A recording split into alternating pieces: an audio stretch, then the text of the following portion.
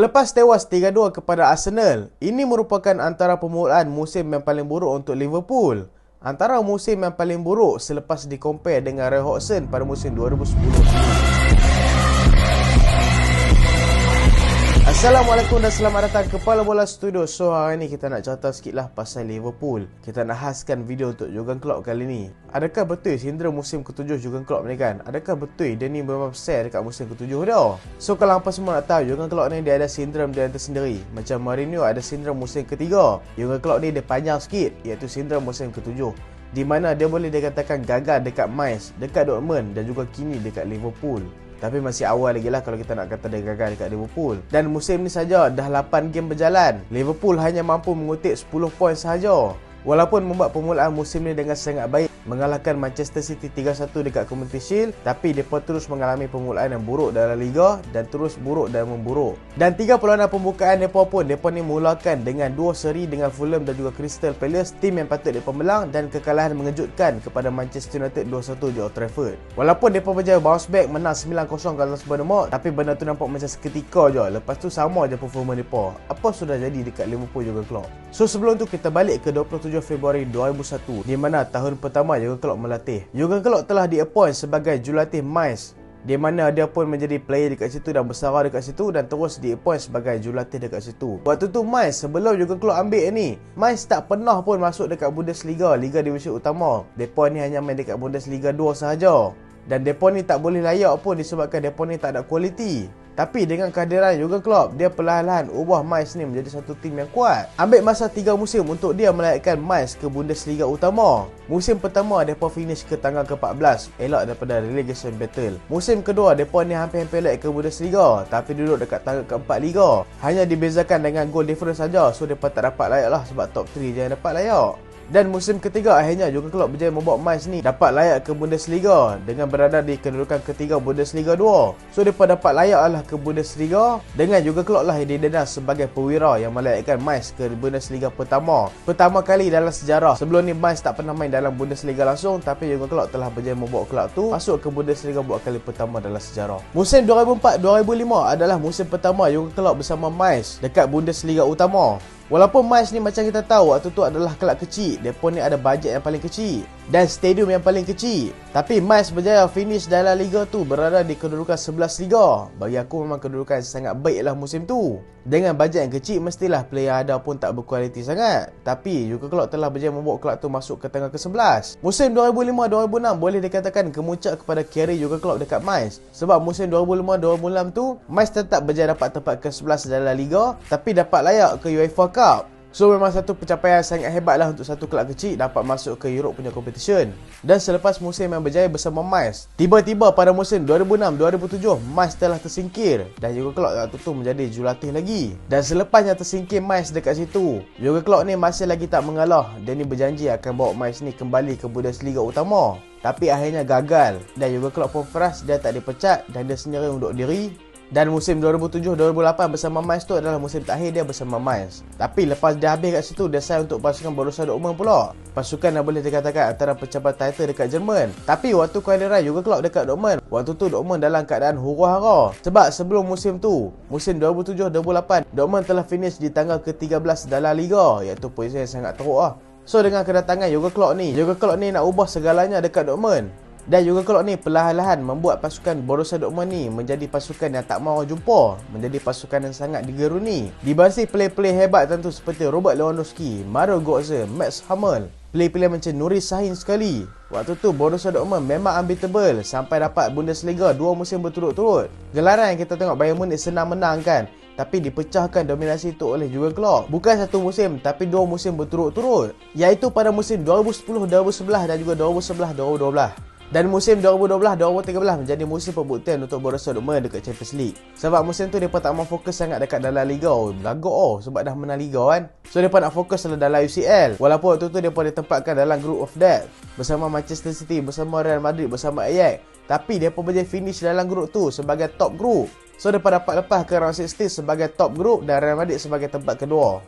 Dan selepas beberapa performa yang sangat baik dan mereka jumpa sekali lagi Real Madrid dekat semi-final yang Lewandowski perform gila-gila tu, mereka menang 4-1 dan kalah 2-0 dekat Santiago Bernabeu. Dan mereka masuk final tapi mereka kalah dengan Bayern Munich, iaitu musuh utama mereka. Tapi musim tu Jurgen Klopp sudah pun kehilangan seorang pemain bintang, iaitu Mario Götze akan berpindah ke Bayern Munich. Tapi benda ni nampak macam tak nak sebab benda ni diumumkan sebelum perlawanan semi-final berhadapan dengan Real Madrid. So mengganggu fokus untuk tim lah kan. Tapi macam mana mereka menang kan. Walaupun musim tu Jurgen Klopp kehilangan Mario Götze, tapi Dortmund tetap berjaya perform juga dalam Bundesliga. Mereka berjaya finish dekat tempat kedua Bundesliga dan tak menang trofi musim tu. Tapi tak apalah, kira okey lah kan selepas kehilangan tonggak utama mereka. Dan kita fast forward ke depan pada musim 2014-2015. Sebelum tu Jurgen Klopp telah kehilangan Robert Lewandowski ke Bayern Munich secara percuma. Robert Lewandowski iaitu striker hebat mereka telah kehilangan kepada Bayern Munich. So memang satu kehilangan sangat besar dekat Borussia Dortmund dan beberapa signing yang tidak menjadi seperti mereka berjaya mendapatkan Ciro Immobile dan juga Adrian Ramos. Dua player ini tak dapat mengisi kehilangan Robert Lewandowski dekat Dortmund dan musim tu boleh dikatakan total disaster untuk Borussia Dortmund sebab mereka pernah duduk dekat bottom table tau. Tapi Jurgen Klopp berjaya comeback bersama Borussia Dortmund untuk dapat tempat ketujuh dalam Bundesliga.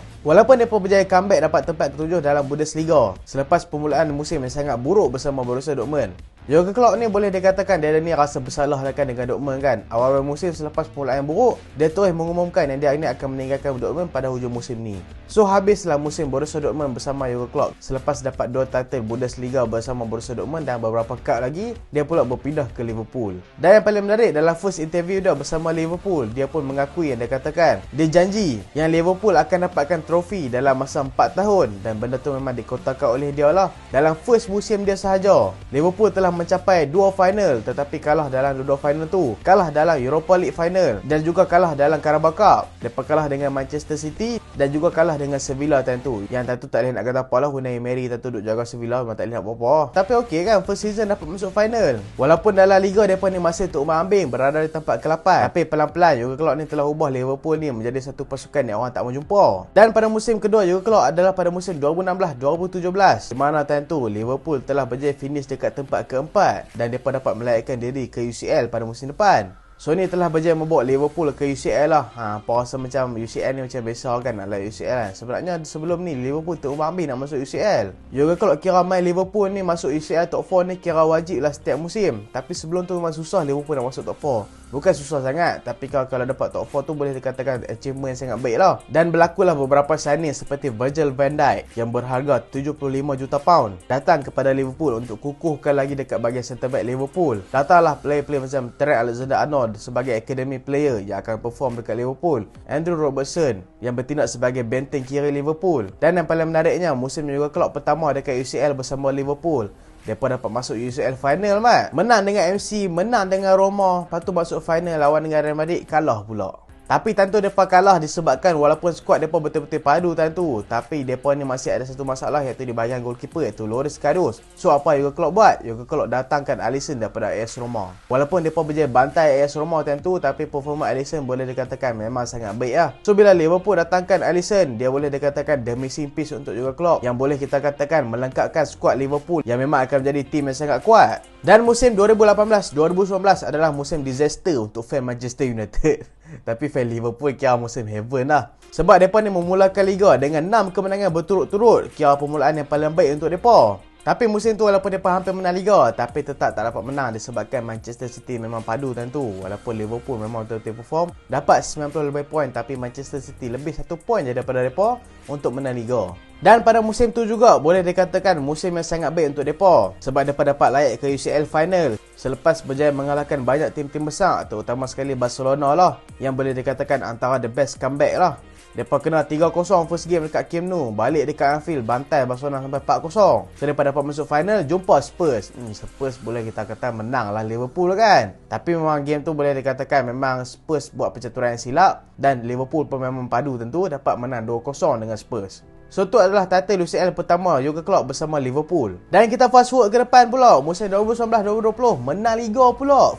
Han dapat nampak lah kan, Jurgen Klopp ni dah menang semua trofi besar dah dekat Liverpool. Kalau kita fast forward ke depan lagi, macam-macam trofi dah dia menang. FA Cup, FA Cup, FA Cup, Carabao Cup, semua dah menang dah dekat Liverpool. Walaupun pernah mengalami kejatuhan prestasi time Covid hari itu, tapi Liverpool berjaya comeback untuk dapatkan top 4 untuk secure tempat UCL, dan musim lepas hampir-hampir berjaya menang Liga. Tapi digagalkan sekali lagi oleh Manchester City, dan musim ni kita dapat nampak musim ni adalah musim kejatuhan untuk Liverpool. Tapi kita tak tahulah jatuh sampai mana. Dan Jurgen Klopp pun sudah mengeluarkan kenyataan yang Liverpool ni sudah pun tidak bersaing untuk dapatkan title sebab disebabkan permulaan yang sangat buruk untuk musim ni. Adakah sindrom musim ke-7 Klopp tu betul? Dekat Dortmund musim ke-7 fail, dekat Mainz musim ke-7 fail, dekat Liverpool sebenarnya kalau secara teori ini adalah musim ke-8 Jurgen Klopp sebenarnya. Tapi bila orang tengok dia fail, orang kata musim ke-7 lah, itulah.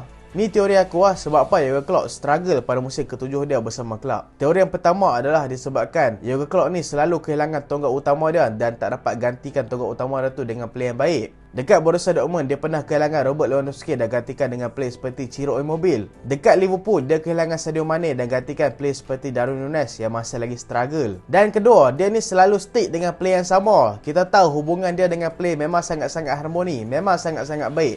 Dia memang menjaga hubungan dia dengan player-player dia. Dan aku rasa benda itulah yang menyebabkan dia ni susah nak tukar player tu bila player tu perform. Dan dia ni akan perah player tu sampai player tu tak perform. Kita dapat nampaklah dekat Liverpool, player-player seperti Jordan Henderson, player-player seperti Joe Gomez masih dimainkan, player-player seperti Mohamed Salah. Walaupun mereka ni kita boleh katakan tak habis lagi lah kan. Tapi Jurgen Klopp ni lambat sangat nak salin team. Duk pakai player yang sama aja disebabkan dia ni ada keharmonian dengan player-player tu. So itulah menyebabkan bila mereka ni mengalami penurunan prestasi, Jurgen Klopp ni terpaksa hadapi semua tu lah. So itulah aku rasa dua punca Jurgen Klopp gagal pada musim ke-7 dia bersama klub. Tapi kita tengoklah musim ni masih lagi awal kalau kita nak katakan gagal untuk Liverpool. So kita tengok apa akan jadi pada musim ni untuk Liverpool. Dan aku harapkan Jurgen Klopp dia tak kalahkanlah kenyataan dia nak kata nak pindah daripada Liverpool ke apa kan. Sebab Jurgen Klopp ni dia selalu rasa bersalah kalau klub tu tak perform. So itulah video ni, hampa rasa sindrom musim ke-7 untuk Jurgen Klopp ni betul tak? So komen kat bawah, okey? Dan terima kasih sebab tonton sampai habis. Jangan lupa like, jangan lupa share, jangan lupa subscribe. Aku Solehan. Assalamualaikum.